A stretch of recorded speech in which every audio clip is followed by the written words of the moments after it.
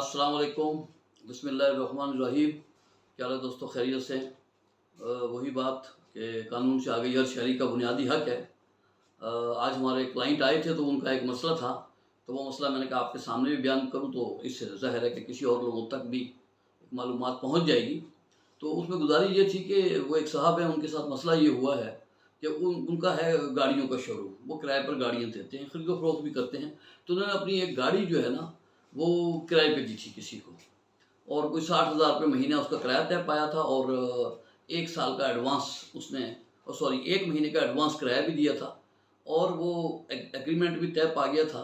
और एक बंदे ने गारंटी भी दी थी कि ये गाड़ी जो है, शरीफ आदमी है, गाड़ी इन टाइम वापस भी करेगा। लेकिन बहरहाल वो गाड़ी भी उसको दे दी गई। अब उसके बाद उसने 1 महीने के बाद जो है 60,000 रुपये मुझे 1 महीने का मज़ीद किराया दे दिया। तो इस तरह 2 माह का किराया जो था वो अदा हो गया। लेकिन उसके बाद वो बंदा लापता हो गया। वो मकान जिसमें रह रहे थे, वो उस मकान को भी छोड़ के किसी और जगह शिफ्ट हो गया, लेकिन है इलाके में ही। तो वहाँ शिफ्ट होने के बाद जो है ना, अब उसने तकरीबन मेरा ख्याल है, वो कहते हैं कि 13 माह हो चुके हैं, लेकिन उस बंदे ने ना ही किराया दिया, ना गाड़ी वापस कर रहा है। तो हमने उसको तलाश करने की कोशिश की है, टेलीफोन पे 1-2 दफ़ा रब्ता हुआ है, लेकिन वो टाल मटोल करके इधर-उधर में आज आ जाऊँगा, कल आ जाऊँगा, पैसे भी दे दूँगा, गाड़ी भी दे दूँगा। लेकिन अब हमें यकीन हो गया है कि वो बंदा जो है ना, वो गाड़ी भी लेके कहीं घूम रहा है। तो और गाड़ी भी उसने शायद किसी और को गारंटी पे रखवा दी है। उसका मकसद है कि किसी को उसने पैसे देने थे, तो उसने हमसे गाड़ी किराए पे लेके शायद किसी के पास से बतौर गारंटी रखवा दी है कि जी मैं आपको पैसे देके तो गाड़ी ले जाऊँगा, अब ना इसके पास पैसे हैं, ना ये गाड़ी उनसे वापस ले सके। तो वो इस तरह की कोई कहानी इन्होंने की है।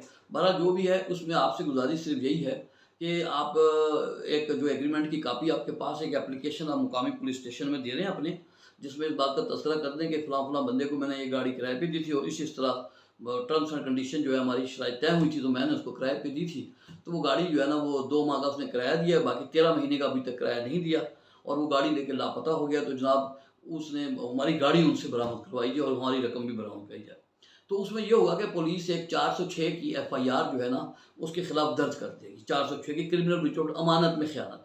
जब वो एफआईआर दर्ज हो जाएगी, तो उसका ये हो जाएगा कि ये जो आप गाड़ी है, ये इस मुकदमे का माल मुकदमा कहते हैं इसको, केस प्रॉपर्टी के। ये जो गाड़ी है, ये इस एफआईआर जैसे ही कटेगी, तो पुलिस को भी इख्तियार हासिल हो जाएगा कि वो इस एफआईआर का चूँकि माल मुकदमा है, पर्चा कट चुका है, तो पुलिस इसको ट्रेस करके गाड़ी को जहाँ कहीं भी होगी, तो वो गाड़ी को ट्रेस करेगी और गाड़ी को फिर वहाँ से उठा लाएगी और मुकदमे में ला के थाने में बंद करेगी। तो आपने अदालत के अंदर एक सुपुर्दारी की दरख्वास्त देनी होगी कि मैं इसका गाड़ी का मालिक हूँ, मैंने एफआईआर दर्ज करवाई है, तो इस तरह गाड़ी जो है पुलिस ने बरामद कर ली है, तो मुझे दी जाए सुपुर्दारी पे, जब तक मुकदमा चल रहा है। तो बहरहाल वो एक अदालत के अंदर से आपको एक ज़ाब्ते के तहत जो है वो गाड़ी आपको सुपुर्दारी पे मिल जाएगी। और फिर आगे मुकदमा चलेगा, तो 406 में जो भी उसने ज़्यादती की हुई जब पकड़ा जाएगा, तो एक ज़ाब्ते के तहत उसके खिलाफ कानूनी कार्रवाई हो जाएगी। अब रह गया कि आप कहते हैं कि 13 महीने से वो गाड़ी उसके पास है और 2 माह का वो किराया दे चुका है, तो इसका मतलब है कि 11 माह का किराया आपका उसके ज़िम्मे बाकी है 60,000 के हिसाब से।